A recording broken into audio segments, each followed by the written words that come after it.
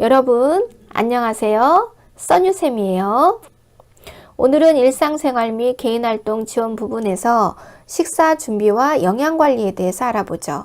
식사, 먹는 것 매우 중요한 일이에요. 그래서 옛말에 먹어야 양반이다, 먹고 죽은 귀신이 때깔도 곱다 라는 말이 나왔죠.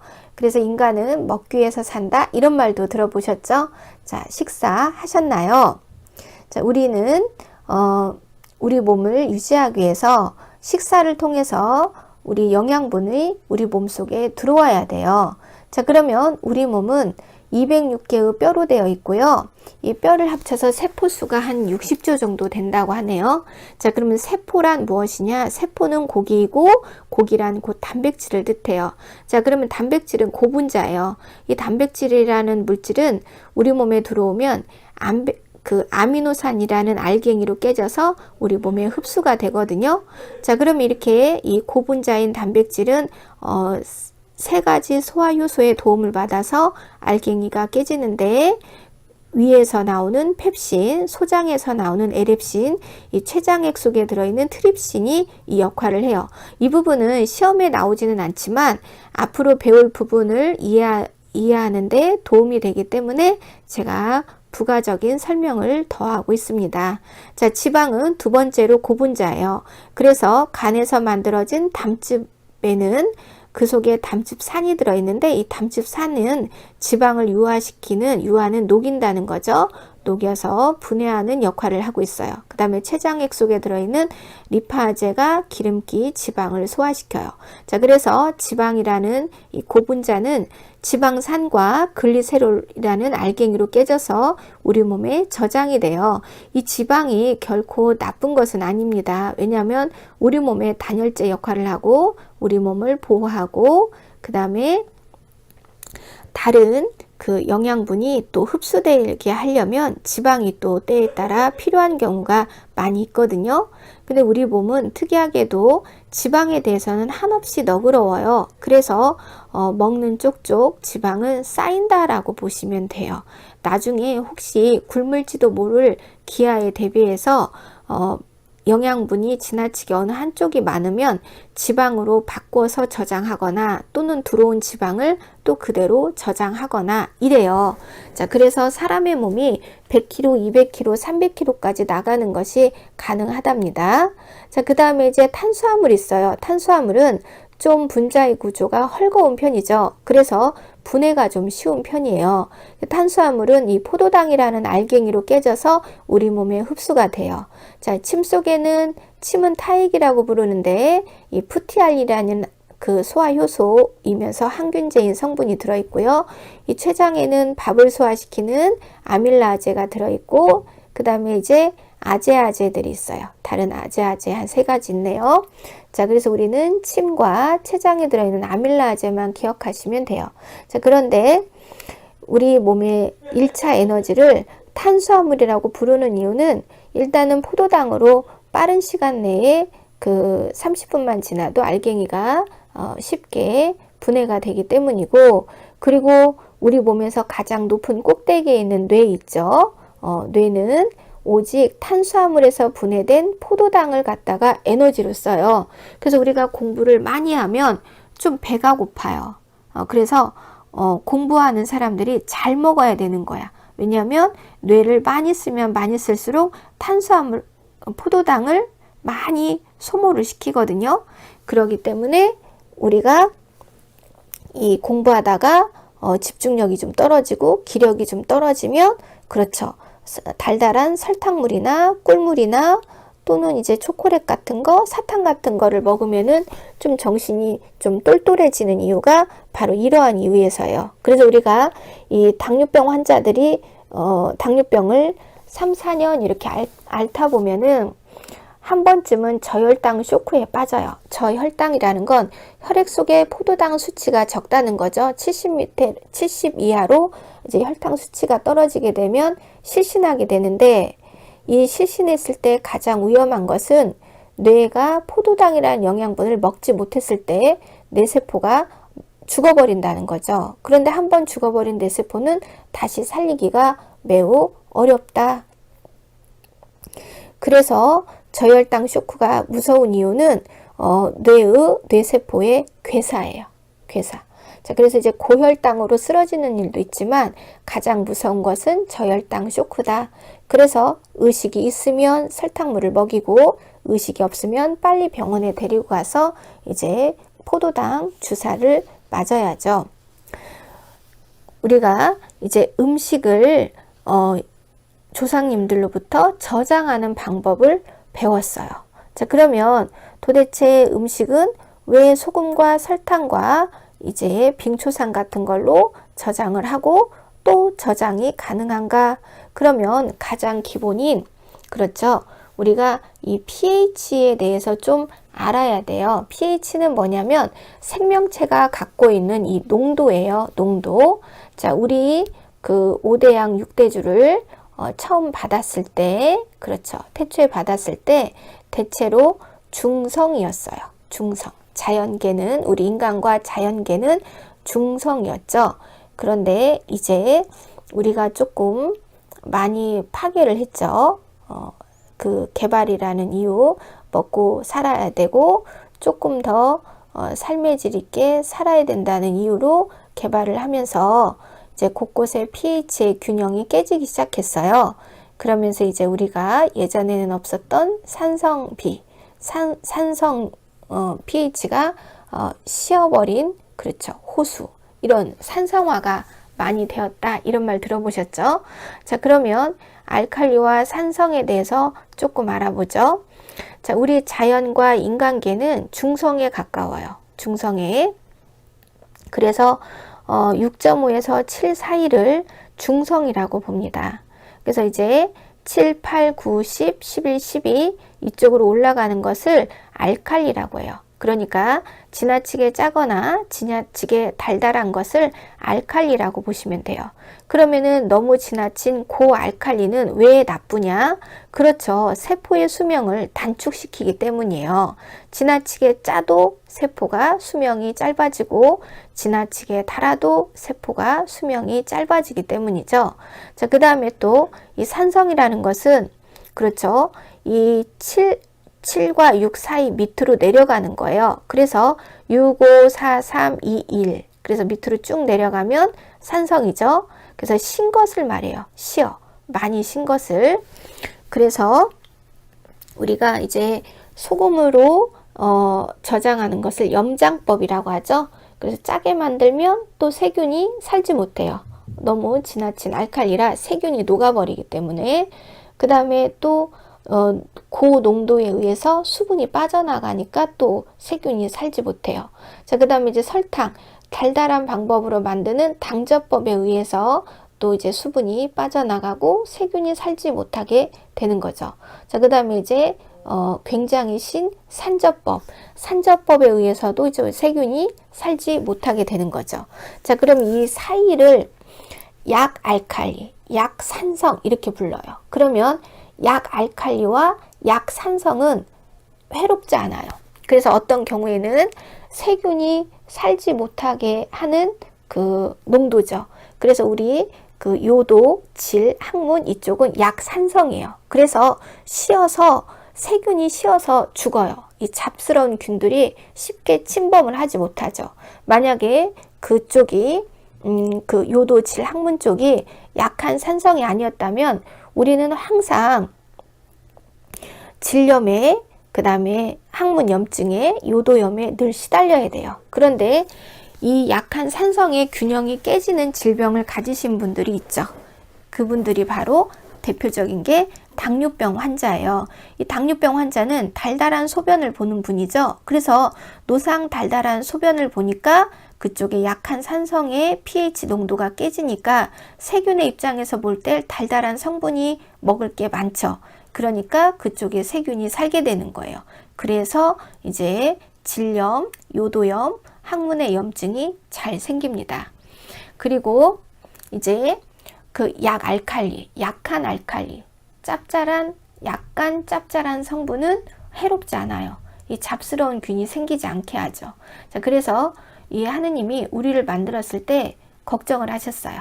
자, 이 미지근한 36도 5분라는 체온을 유지하기 위해서 이 미지근한 뜨거운 피가 그렇죠. 그 전신을 돌죠. 그러면 이 미지근한 이 전신을 도는 피는 바로 단백질이에요. 고기란 말이죠. 이 미지근한 온도에 의해서 피가 상하면 어떡하지? 이렇게 걱정을 하셨어요. 그래서 짠 하고 생각을 했어요. 맞아. 0.9% 정도의 소금을 좀 뿌려주자. 그래서 엄마가 생선을 사와서 소금으로 간을 절여서 상하지 않게 보관하는 것처럼 우리 피라는 흐르는 고기에 살짝 소금을 뿌렸어요.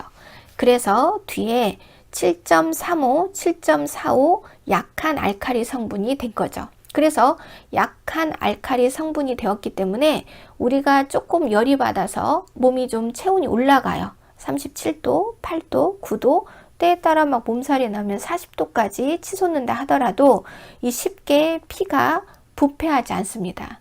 이 피가 부패한 피가 전신을 타고 돈다. 그래서 폐혈증이라고 불러요.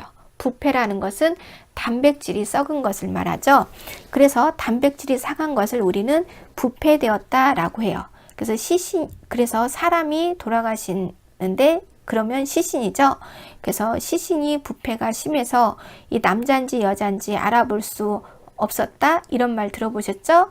그때도 부패라는 말을 써요. 자, 그래서 이 고기가 썩은 것을 고기가 부패되었다 이렇게 말을 하죠. 자, 우리가 흐르는 피가 부패돼서 이 썩은 피가 전신을 돌아서 사람의 목숨을 죽을 수도 있는 병, 그것은 바로 그래서 폐혈증이라고 부르죠. 모든 사소한 염증은 방치하면 폐혈증이 될 수 있습니다. 그래서 우리 몸은 0.9% 정도가 짭짤한 성분이에요. 그래서 우리가 여름날에 짭짤한 땀을 많이 흘리고 나거나 그러면 이제 그 수분의 균형이 그 체액에 전해질 퍼센트 균형이 깨지면서 탈수가 오기도 하거든요. 그때 이제 짭짤한 그 식염이 들어있는 닌겔을 맞으면 정신이 좀 돌아오고 기운이 좀 나는데 그것은 바로 이 pH 농도를 맞춰줬기 때문이에요. 그래서 우리가 알칼리수 물이 좋다 이런 말 들어보셨죠? 바로 혈액의 pH가 약알칼리이기 때문이에요. 자, 그리고 이제 우리 몸에서 그렇죠. 가장 그 소화 효소 중에서 세 가지 위액, 췌장액, 그 다음에 또 절대적으로 많이 흐르면서 필요한 게 바로 침이죠. 이 침은 그 약한 산성이에요. 자, 그래서 이 침 속에는 이 푸티알린이 들어있다고 했어요. 이 푸티알린이 하는 일은 그렇죠. 밥 속에 들어있는 탄수화물을 갖다가 포도당이라는 알갱이로 좀 분해하는데 도움이 되죠. 자, 우리 몸에는 이렇게 많은 액체들이 나오고 또 필요하고 또 버려져요. 자, 그래서 우리 몸의 몸무게의 반절이 액체라고 보시면 돼요. 그래서 우리에게 절대적으로 또 단백질과 지방, 이런 탄수화물, 무기질 이런 것처럼 못지않게 중요한 물질이 또 있는데 그것은 무엇이냐? 바로 물이에요, 물. 이런 많은 액체를 만들려면 이 물이라는 성분이 들어와야겠죠? 그리고 우리 성인의 하루 소변량은 1200에서 1500cc 사이로 볼 수 있어요. 그래서 24시간 소변을 모으면 적어도 1200은 나와야 돼요. 1000cc가 나오지 않는다면 이것은 조금 콩팥에 문제가 있다고 볼 수도 있어요. 그리고 이 물을 잘 먹지 않는 습관은 이 키드니, 이 신장을 망가지게 하는 가장 나쁜 습관이에요. 그래서 그러면 우리는 언제 물을 마셔야 되느냐? 그렇죠. 소변을 보시고 나면 반드시 물을 드셔야 돼요. 왜 그러냐면 소변은 적어도 60cc, 80cc, 많게는 150에서 200cc까지 보거든요. 그러면 그만큼이 밖으로 지금 버려진 거예요. 그러면 버려졌으면 버려진 만큼 채워줘야 돼요. 그래서 소변을 보고 나시면 바로 물을 드시는 습관 아주 좋습니다. 자, 그리고 우리가 입술이 마르고 그 다음에 입술이 너무 건조해요. 그러면 이것도 역시나 우리 몸에서 수분의 균형이 좀 깨졌다는 신호거든요. 그러니까 그때마다 물을 조금 더 많이 드시면 좋아요. 자, 그러면 우리가 소변이 적어도 1200cc는 빠져나간다고 했죠. 그러니까 우리가 물을 적어도 1500cc는 먹어줘야 돼요. 최소. 근데 우리도 모르는 사이에 이 정도는 먹고 있어요. 왜냐하면 갈증이 나기 때문이죠. 갈증이 나서 나로 하여금 물을 마시게 만들어요. 그래서 물도 마시고 음료수도 마시고 그 다음에 국물도 먹고 이러죠. 그러면서 나도 모르는 사이에 빠져나간 소변만큼은 채워지고 있는 거예요. 그런데 이보다 더 건강하려면 2000, 2500, 3000까지 먹을 수만 있으면 사실 3000cc 이렇게 먹으면 좋기는 해요. 그런데 생각보다 이게 힘들더라고요. 그래서 제가 하루는 내가 하루에 물을 얼마나 먹는지 좀 습관을 알고 싶었어요. 그래서 이 피트병 그 생수병 cc 있는 물로 한번 마셔봤거든요. 그런데 하루에 제가 1000cc를 못 마시더라고요. 그러면 이런 불량한 습관이 차후에 무엇으로 이어지냐? 그렇죠. 빠져나간 수분만큼 그 채워지지 않으면 그렇죠. 그게 쌓여서 결국에는 이 몸살이 오고야 맙니다. 그래서 쉬는 날 작정하고 한번 마셔봤어요. 이제 그날 목표는 3000cc를 마시는 거였어요. 그런데 3000을 못 먹었어요. 기권했어요. 2500 정도 마시고, 더는 배불러서도 못 먹겠고, 그리고 신경을 자꾸 써야 되니까, 그 생활 패턴이 자꾸 깨지는 거예요. 뭘 하다가, 물 마셔야지. 이렇게 물고기가 되어야 된다고 작정하고 마시지 않으면, 이 3000은 먹기가 상당히 어려운 cc 같아요. 자, 우리 몸의 60조의 세포는 늘, 그 염증에 시달려요. 그래서, 죽기도 합니다. 그래서 세포의 각자의 이제 수명들이 있어서 죽고 또 안에 이제 박테리아나 기타 잡스러운 균으로 해서 매일매일 공격을 당하거든요. 그러면은 또 그 공격당한 세균들을 찾아서 또 죽이는 이런 방어 기전들이 작동을 해요. 백혈구가 출동해서 이제 세균을 먹어 치운다든가. 그러면 어쨌든 얘네들은 이제 죽으면 찌찌죠. 그럼 찌찌는 우리 몸 안에 오래 있으면 안 되죠. 우리 몸 밖으로 빨리빨리 버려지는 게 가장 좋아요. 그러면 그 찌찌가 버려지는 가장 좋은 매개체는 무엇이냐? 그렇죠. 소변이에요. 그래서 병원에 입원하면 물을 많이 마시라고 하는 거예요. 왜냐면 염증이 생겼기 때문에 우리가 항생제를 쓰잖아요. 자, 그래서 우리가 항생제든 항바이러스제든 약을 써요. 그럼 그 약을 쓰면서 쓰기 때문에 그 나에게 염증을 일으켰던 세균이 죽고 나에게 염증을 일으켰던 바이러스가 죽었어요. 그러면 그 죽은 시체가 우리 몸 안에 오래 남아있어서 좋을 게 없죠. 그래서 무엇으로 버려지는 게 좋으냐? 소변으로 버려지는 게 좋아요. 그래서 물도 많이 먹으라고 하고 그 다음에 이제 수액도 막 꽂아주죠. 그래서 이제 다른 때보다 더 많은 소변을 막 보게 하는 거죠. 그럼 소변을 볼 때마다 내 몸에 불순물이 같이 빠져나간다 이렇게 생각하시면 돼요. 자, 그래서 혹시 사시면서 방광염에 걸려본 적 있나요? 방광염이나 요도염이나 이런 염증에 그러면 그 염증을 걸려본 적 있으면 한번 기억을 떠올려 보세요. 그 약을 처방받아서 먹었을 때 엄청난 갈증이 느꼈을 거예요. 왜냐하면 그 속에는 이뇨 성분이 들어있어요. 이뇨라는 것은 두 번 이상 오줌을 보게 하는 성분을 말해요.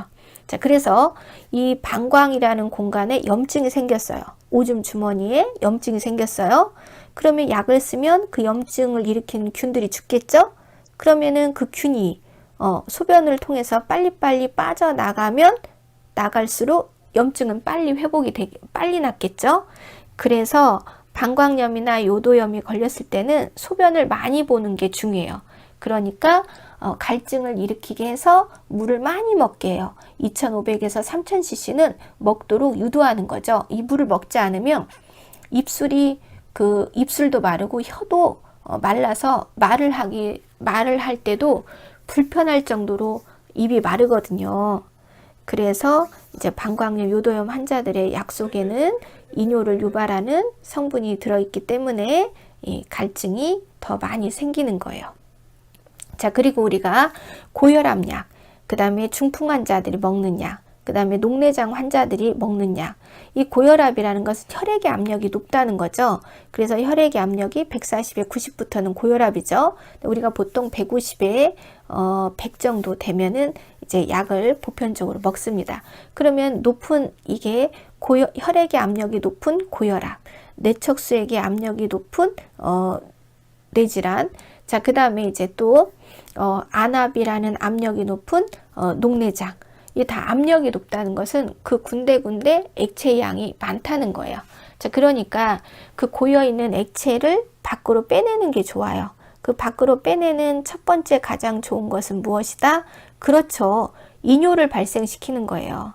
그래서 이런 압력이 높은 환자들이 오면 첫 번째, 그렇죠. 이뇨를 발생시키는 이뇨제와 하강제를 씁니다. 그래서 최대한 혈액의 압력을 낮추고 뇌의 압력을 낮추고 눈의 압력을 낮추고 안압을 낮춰요. 그리고 그 약을 쓰고 나면 막 오줌을 잘잘잘잘 봐요. 그리고 나면 환자가 좋아지죠. 그 상태를 계속 유지하면 내과적 치료 방법이 먹힌 거예요.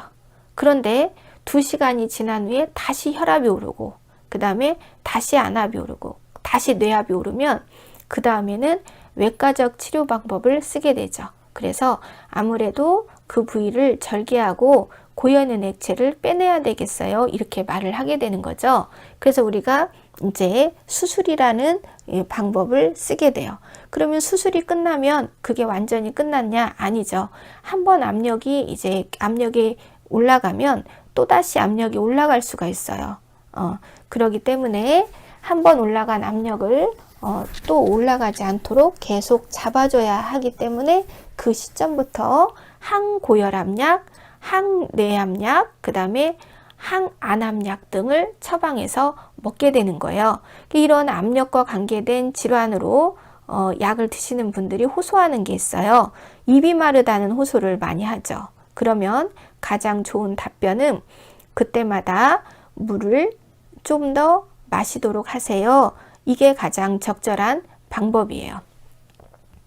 자, 그러면 이번 시간에는 여기까지. 더 자세한 설명은 다음 시간으로 이어지겠습니다. 수고하셨습니다.